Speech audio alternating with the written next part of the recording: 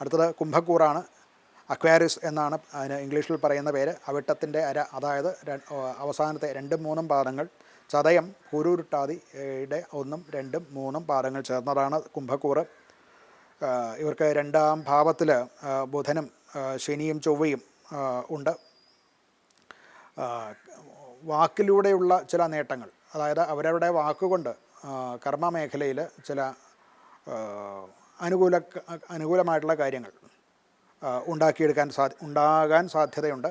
അതായത് അവർ ജോലി ചെയ്തു വരുന്നതായിട്ടുള്ള മേഖലയിൽ അവരുടേതായിട്ടുള്ള വാക്കുകൊണ്ട് ഉണ്ടാവുന്ന ചില ഉത്കർഷങ്ങൾ ഉണ്ടാവുകയും അതുമൂലം നമ്മുടെ കർമ്മമേഖല പുഷ്ടിപ്പെടുകയും ചെയ്യാൻ സാധ്യതയുണ്ട്. പൊതുവേ ദൈവാധീനം കൂടെ അഞ്ചിൽ വ്യാഴമായതുകൊണ്ട് പൊതുവേ ദൈവാധീനം കൂടെ ഇതിനോടൊപ്പം പറയേണ്ടതുണ്ട്.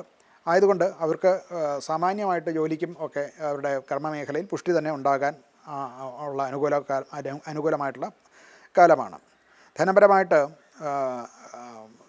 ഒരു അനിശ്ചിതത്വം, ധനസംബന്ധമായിട്ടുള്ള പല കാര്യങ്ങളും കിട്ടേണ്ട സമയത്തിൽ കിട്ടാതിരിക്കുക, അത് ഇന്ന് കിട്ടേണ്ടതായിട്ടുള്ള തുക ഉടനെയൊന്നും കിട്ടില്ല എന്ന് മനസ്സിലാക്കുക,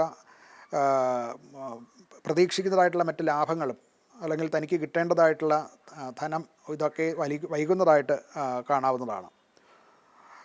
ആരോഗ്യം സാമാന്യം തൃപ്തിപരമാണ്, എങ്കിലും വയറു സംബന്ധമായിട്ടുള്ള ചില രോഗങ്ങളും ഒക്കെ ഉണ്ടാകും.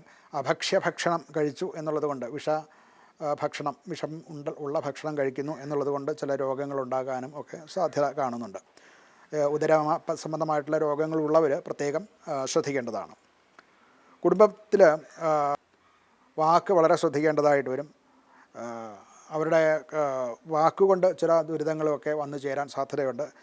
സഹോദരന്മാരായിട്ടോ അഥവാ സഹോദര സ്ഥാനീയരായിട്ടോ ഉള്ള രമ്യത അഥവാ ഒരു കൂട്ട് അത് നഷ്ടപ്പെടാനും സാധ്യതയുണ്ട്. പരിഹാരമായിട്ട് ശനി ഗ്രഹശാന്തി ചെയ്യുക, നവഗ്രഹ ക്ഷേത്രത്തിൽ ദർശനം നടത്തുക, ശാസ്താവിന് നീരാജനം നടത്തുക, അവിടെ ദർശനം നടത്തി യഥാശക്തി വഴിപാടും ഒക്കെ കഴിക്കുന്നതും ഒക്കെ അനുകൂലമായിട്ടുള്ള ഫലത്തെ പ്രദാനം ചെയ്യും.